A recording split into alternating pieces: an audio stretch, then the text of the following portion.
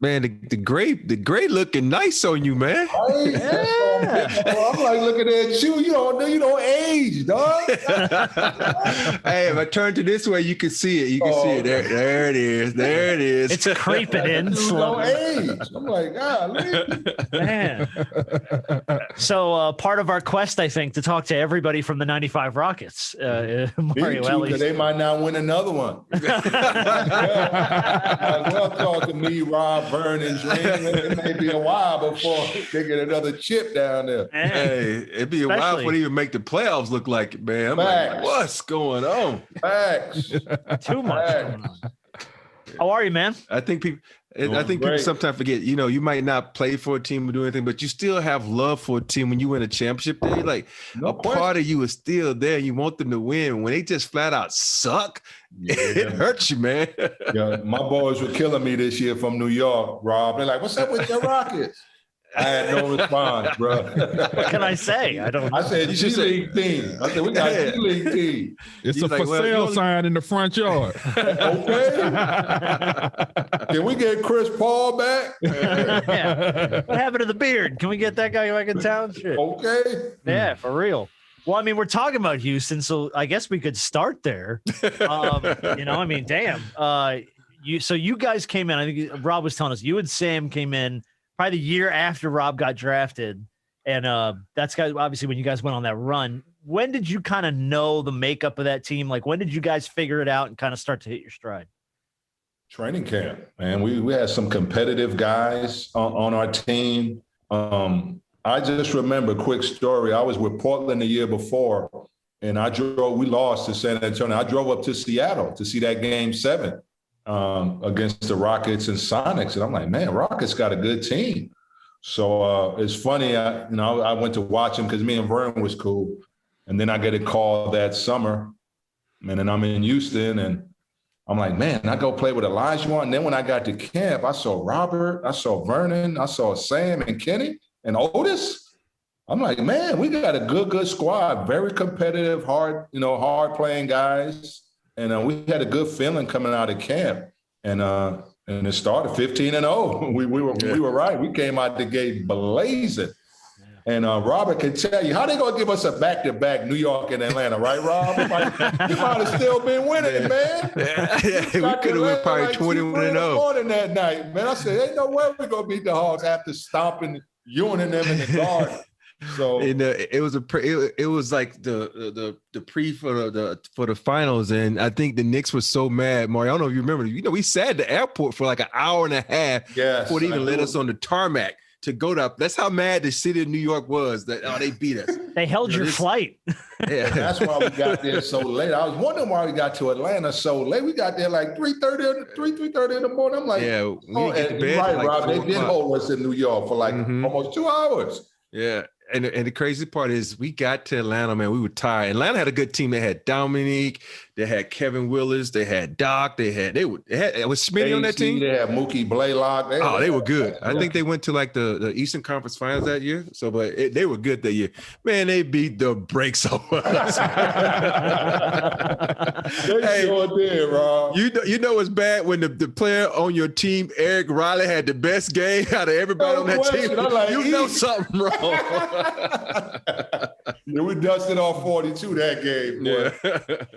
Tell you what. Oh man, that's crazy. And Mario, I just want to ask, like I've asked a lot of guys who come onto this show, the different dynamics between when you all played and what the league looks like today. We saw Joker the other night get a flagrant 2 and was ejected for the hand swipe going. I don't know if you saw that going up against one of the Suns' role players.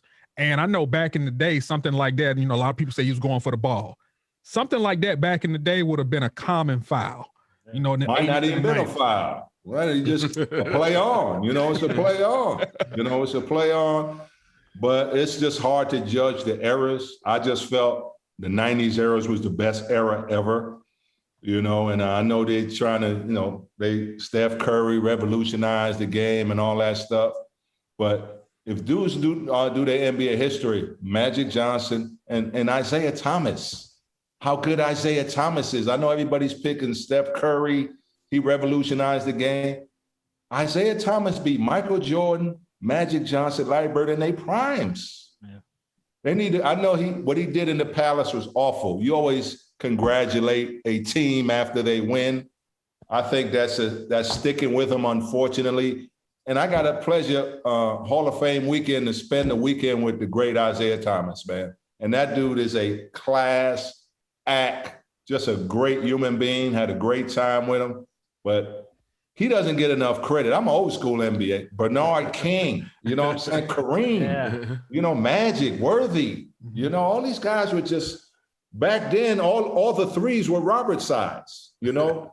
Larry Nance at the three for the Cavs. Dominique Wilkins, 6'9" at the three. Bernard, 6'8", 6'9" at the three. Bird, 6'10" at the three with the Celtics with him and McHale.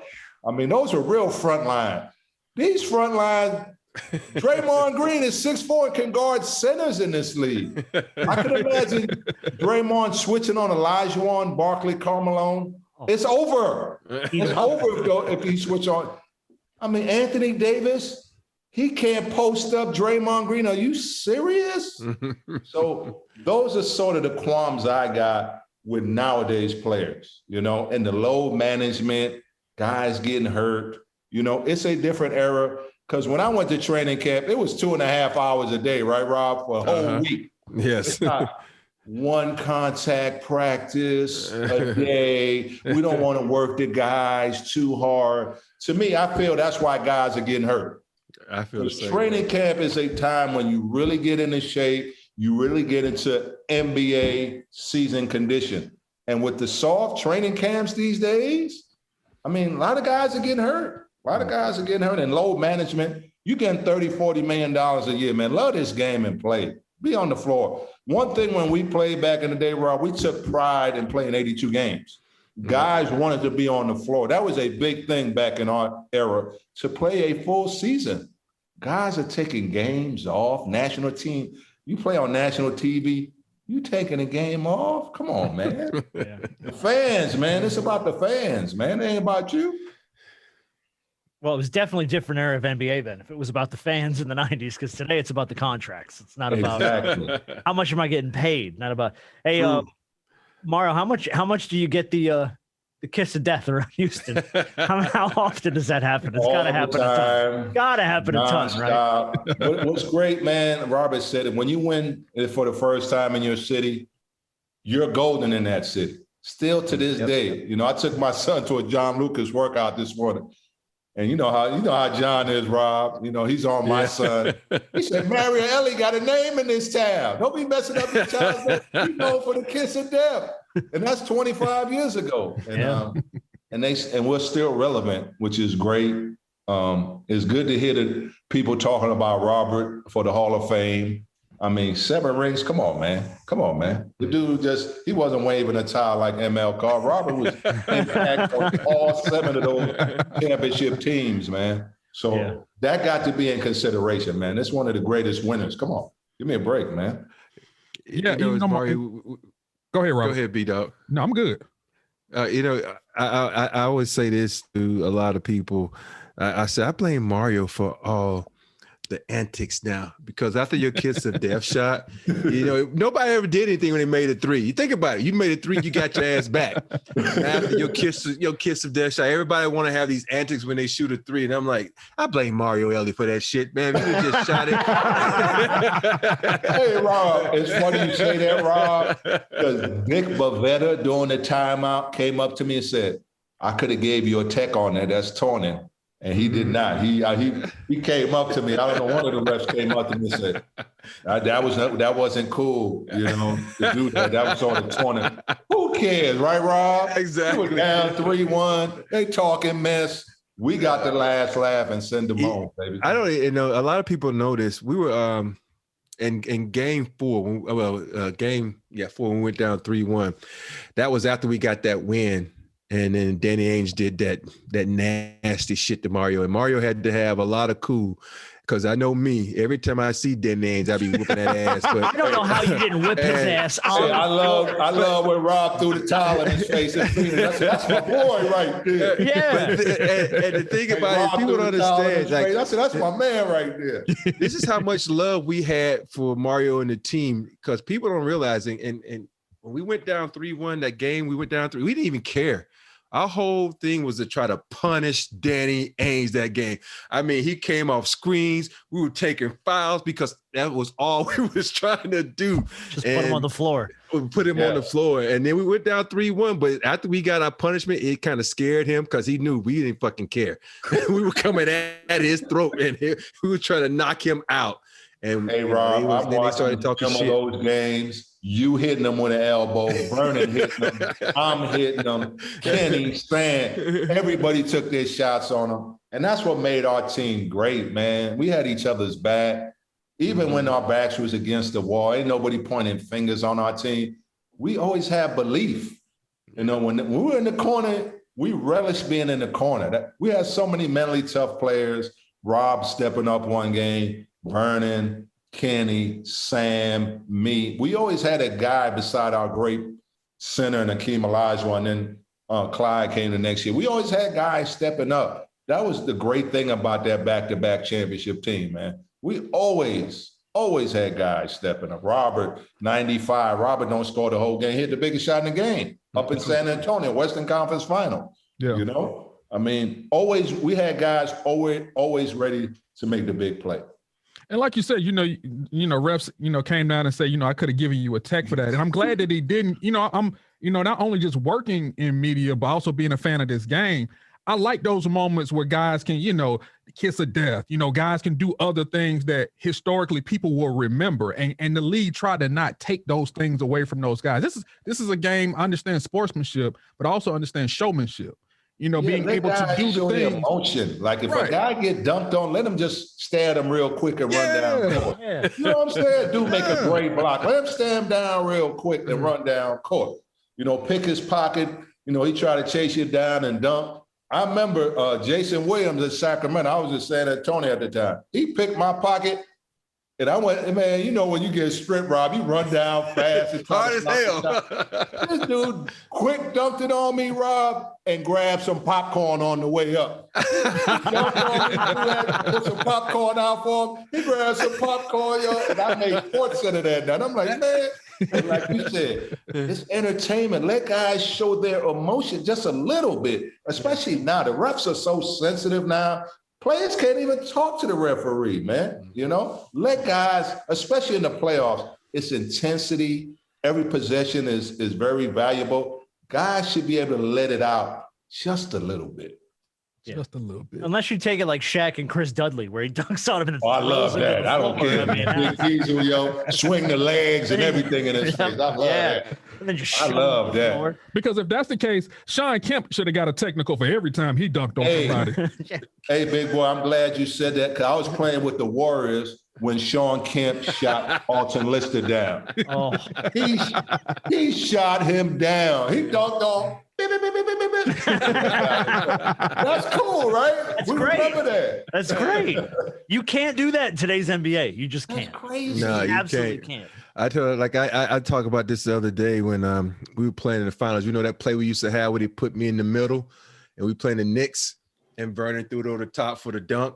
Yeah. And then I yelled in Oakley's face and I was like, yeah! I'm like, I just realized that's Oakley. Number one, I could have got knocked the fuck out. And number two, I could have got a tech. And but the emotion of the game, you get caught up in emotion sometimes. And I think if refs who have played the game with ref and they understand, okay, there's gonna be moments where you get caught up in the moment and you're gonna have some, some antics or some, let those emotions out and to let it go. But if you keep doing stuff, then that's when I say, okay, let them know that that you're going too far. But one time you gotta let it slide, man, because that's what we did on the park. That's how we had fun. That's what we love this game. That's why we go out and work so hard to get good at things, so we can have those moments where we can shine and say, hey, this is my thing. This is what I'm doing. Yeah. Preach. Before we move off of Houston, you had the nickname Junkyard Dog with the Rockets. I love players' nicknames. Who gave it to you? How'd you get that nickname? Well, I think it just came from the team. I'm a guy, everybody knows my story. Took me 5 years to get to the NBA. I was a 7th round draft pick. I was the second last player drafted. So when I finally made it to the NBA, I always felt I had to prove myself. So every time I touch the NBA floor, first and foremost, I appreciated being in the league. Second, I didn't want to cheat the game. You know, I wanted to play hard. I had great teammates throughout my career. I didn't want to let my teammates down. I didn't want to let my coach down. So when I stepped on the floor, I felt I had to prove myself that I belonged. You know, and I always held that chip on my shoulder and played hard. I did whatever it took for the team to win. Put me on the hardest guy. I think they call me Junkyard Dog because when I guard a guy, I'm on him. You know, I'm on him. I take it very seriously, my job. So very just approach the game with it just growing up in New York too, playing in the parks of New York, no blood, no foul, you know, getting that mentality. So when I stepped on the court, I wasn't afraid of nothing. You know, I just wanted to compete, help my team win. And that's how I developed the Junkyard Dog mentality. Dunking, like Rob said, dunking, screaming at guys, you know, playing good defense. And just was a scrapper. You know, PJ Tucker's like that right now. Jayshawn Tate, the young kid from Rockets, are right now. So I'm glad that people, you know, sort of emulate me. I remember PJ Tucker coming to me. My coach said, I need to be just like you, play defense and hit threes. So, and that's why he wears 17. So I'm pretty honored because of that. That's cool. That's what's up.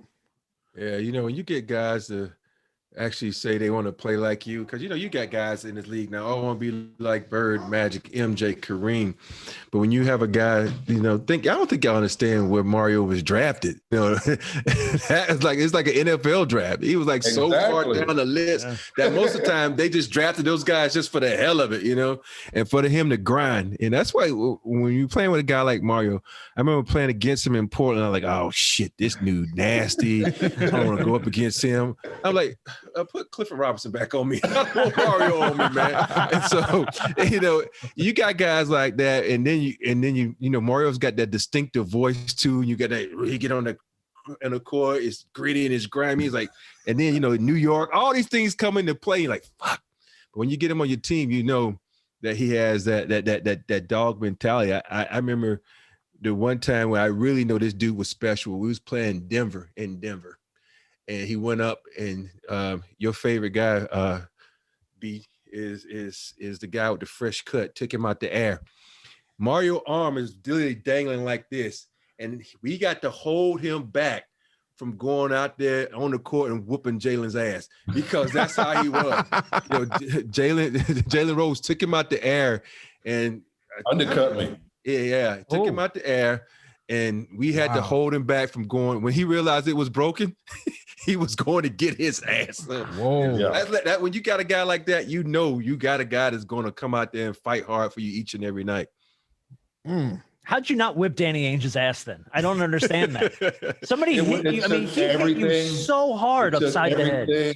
It took everything. I knew I was going to get suspended if I jumped on us. Mm-hmm. So I didn't want to jeopardize my team. I didn't want to miss a game. And like Robert said, the rest of the series, you watch it, we were hammering him. Yes. Yeah. That's why I love my team. They have my back.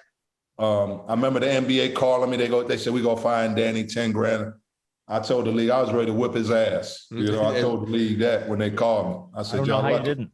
Yeah. I got the last laugh. Yeah. I got the jury. So there you go. Right.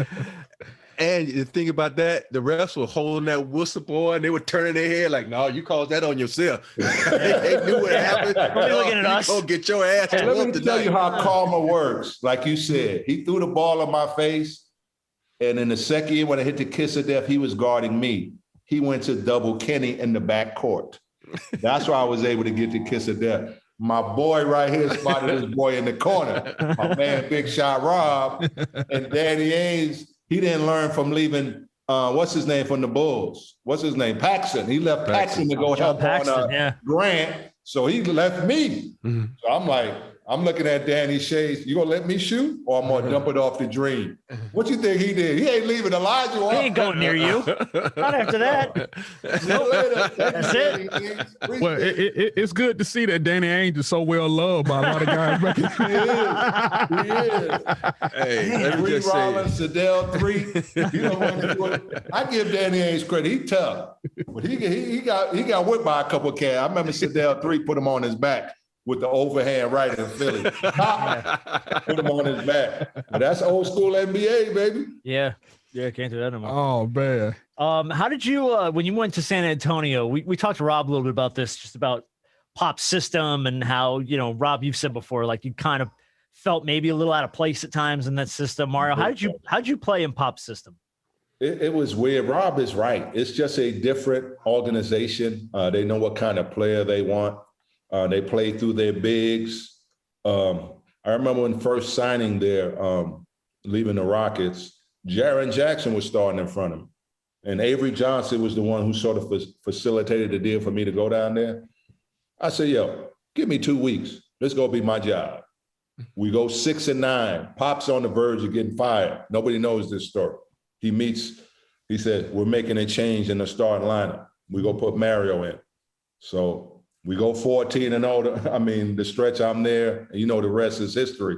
Yeah. But being there, just really nice guys. I'm coming from Houston. We on the plane. We gambling. We drinking. The music is blasting.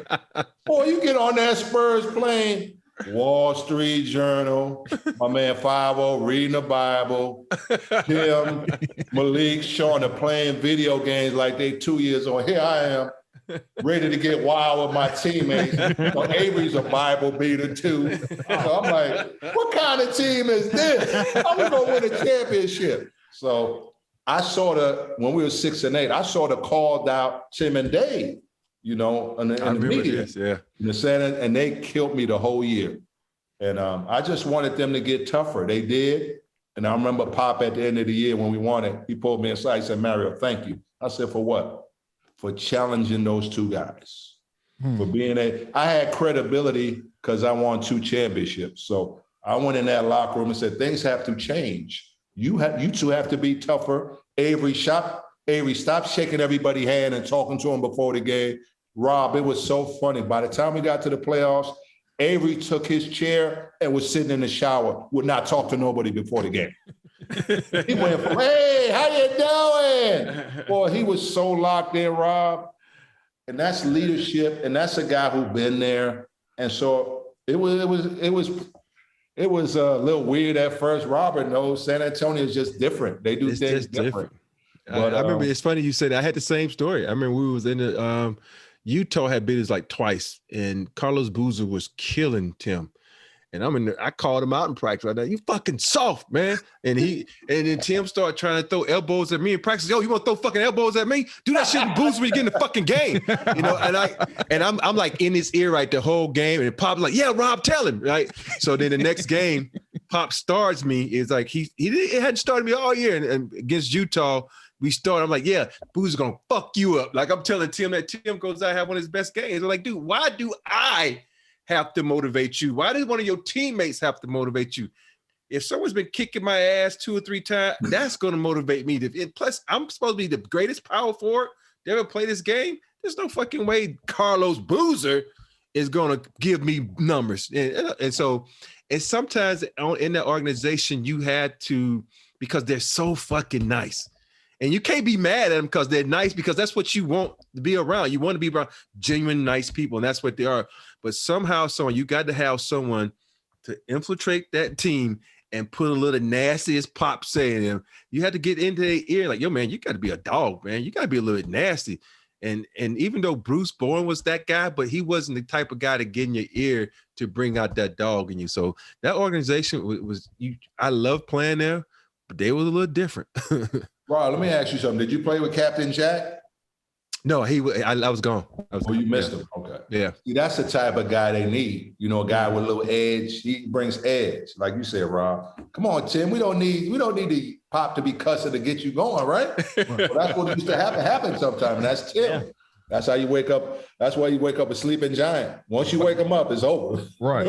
I'll say this, Mario, and it's glad that you brought that up, when it comes to, you motivating, a lot of the stars and the guys who are supposed to lead your pack. You and Big Shot are the same, because he would talk about how, he would get on Big Fella, get on Shaq, when it came to certain situations. And the fact that Shaq had the respect for Rob, B. Shaw, Rick Fox, to be able to say, you know what, I'm going to listen to these dudes because I always know that they want the best for me, and I respect them, what they've done in the league, versus some other guy saying it and Shaq looking at you like you just the dumbest fool on the block. So hearing that story from you to Tim and David Robinson it's mirror image of what Rob was to Shaq when he was with the Lakers and other places that he's been through. So I think that's dope. It is dope because that's what you bring to the table. You've been there. It's like what Chris Paul's bringing to Phoenix. These guys ain't been that far. Right. Yeah. It's that veteran that's in here who been through the wars, Rob been through the wars, man. So that's why when he go talk to Shaq and Kobe, they like E.F. Hutton, they gonna listen. They gonna listen. And when I went to San Antonio, I challenged those guys and they started listening. When we started getting success and we started being tougher, we ended up being the number one defense that year, so it makes a difference. That one guy does make a difference for a ball club. And you see what's happening with Phoenix with Chris Paul, man. It's beautiful to see. Yeah. And it's funny when you say you bring in that tough. I remember, when you playing against Mario and he had went to San Antonio and I'm in LA, and you never like to have that last game, and all of a sudden, swept y'all, Rob. Yeah, all of a sudden you hear that voice. All of a sudden you hear that voice. Yeah, we shut the form down. We shut the form down. Yeah, we want to laugh. I'm like, Mario, shut the fuck up, man. I'm like, that's all I can hear. I'm like, man, I'm so pissed that we lost the last game. We got swept too, and all I heard is Mario. Yeah, we shut the form down. I'm like, man, that is. I'm saying shut the fuck up, and I'm also laughing like that's Mario. Hey, Rob, it's funny you say that. I'm watching Shaq last night, and he said, man, I got swept a couple times. Mm-hmm. And I was on two of them teams that swept Shaq. That's right. Us in 95 and us in 99. Yeah. Him and Kobe and y'all, we brought the Jared Jackson, Rob, the Jared Jackson story, right? Yes. He couldn't miss that series. I was like, what's going on? It's for San Antonio always has that one guy that can't miss. I remember we played them the year they beat us 6-1 my last year in Lake with the Lakers. That damn Bruce Bowen couldn't miss either. I mean, every time Kobe left him, he was just bop, bop. I'm like, yo, who are you, dude? Then I get to San Antonio, this motherfucker can't throw it in the ocean. Where's that fucking Bruce Bowen at? So that's great. All right, listen, man, before we let you run, we ask everybody what's your favorite Robert Horry story that you can tell. So many guys go, well, I got like 10, I can't tell. Even ones that you can't tell. I mean, Robert was cool, man. I used to run with the streets with Vernon. Me and Vernon and Sam, we were road dogs, man. Robert was just a cool dude, man. Robert was just butter. I mean, the moment was never too high. I just love Robert, even killed. The only thing I do remember about Robert, we used to call him Will Smith all the time, the Fresh Prince, when he had the little fade back in the day. Oh, yeah. We used to call him the Fresh Prince of LA. I'm like, Rob looked just like 6'10" Will Smith, man. That's who Rob is, man. But there's a Photoshop coming of this. I can smell it. But it was me and Vernon and Sam running them streets. So it's funny when you have teammates, you still close, but certain guys, like Dream. I played with Dream 5 years. I may have saw him 2 times on the road. He was always in his room. Yeah. There was certain guys that would just chill. Back then Robert had kids also. See, I was single. I had no girlfriend, no kids. So Rob had responsibilities back in those days. He had a couple kids. So I really didn't get this, I saw him on the court in practice. We'll sort of see each other out once in a blue. But Robert was low-key, man. Robert was low, man. Yeah. Robert was under the radar. He did it right. Robert was under the radar, man. But Mario and I do have the famous photo in Houston, though, where if you look at the photo, he and I, we took a picture. I'm holding, this is a 95 championship trophy. I'm having it. I'm half drunk in the picture because they had a bottle of champagne. Champagne bad, baby. Yep. But yeah, it was Mario. Did you ever get the whole, the reason I held the trophy so much in 95 because I never touched the 94 trophy. I never saw it. I never saw it. That's why when you saw it in 95, I was holding that mug tight. I saw you holding that like it was your child. You're like, Rob, like, I ain't get to do it the year before. You right, Rob? Yeah. And when I see him at events now, Rob, I really appreciate him now. When I go to a Rocket event and I see those 2 globes and it brings back just instant great memories. I touch him. I just look at them, man. We accomplished something great, fam. Me and you. And they love you in this city, bro. You walk around the Toyota Center. It's me, Robert, Vernon. It's not the current team. It's 25 years ago. They got us all over the building, and it's great to go to games and see that. But great teammate, Raj, my boy. We still friends to this day. When you win a championship, those are the bonds it builds. I'm still cool with Vernon, Sam. Sam need to be a head coach soon. Come on, Doc. Don't be messing up this series. We got to get through this round so Sam can get a job next year. So. Well, Mario, we in Atlanta, so we have anything to say about that. We're hoping that this series is extended a little My bad, man. No, it's cool. My bad. It's cool. It's cool. We got game 4 tonight. We're taping this Monday. Yeah. So we'll see. Mm-hmm. Give Nate McMillan his flowers, please. B-Dog's been screaming it, Give him an extension, please. What are y'all waiting on? I've gone to the. Very impressed with Trey. Mm-hmm. Proud of Clint.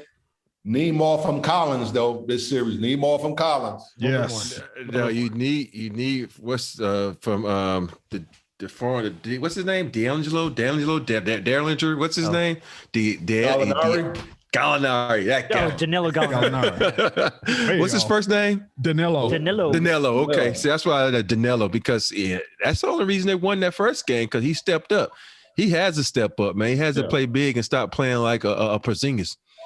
That seems like these 7-footers playing like they point guards. Preach, Rob. Well, that's another thing about today's game. That's for sure.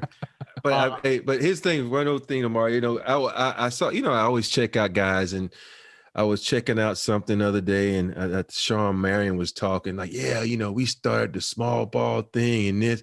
I said, let me call up Mario and Sam and Kenny and Clyde and tell them, do you realize we the ones that started that shit? And I'm like, okay. We were balling. And Mario put Mario at the 3. I was at the 4. We started that small ball stuff in all that space. And when y'all double number 34, Rob, Mario, Elie, Sam Cassell, Kenny Smith, we were licking our chops at that 3-point line. We were waiting. We were ready. So, I feel like if that, we always want to, cross time zones and sort of say across centuries or decades. And I feel like when you look around the league and where they play now, we were playing like that in 95. We were shooting a lot of threes, and that's one of the reasons, because they moved the 3-point line, and that shit was easy. We just I feel like that 95 team, we were playing in this day and era.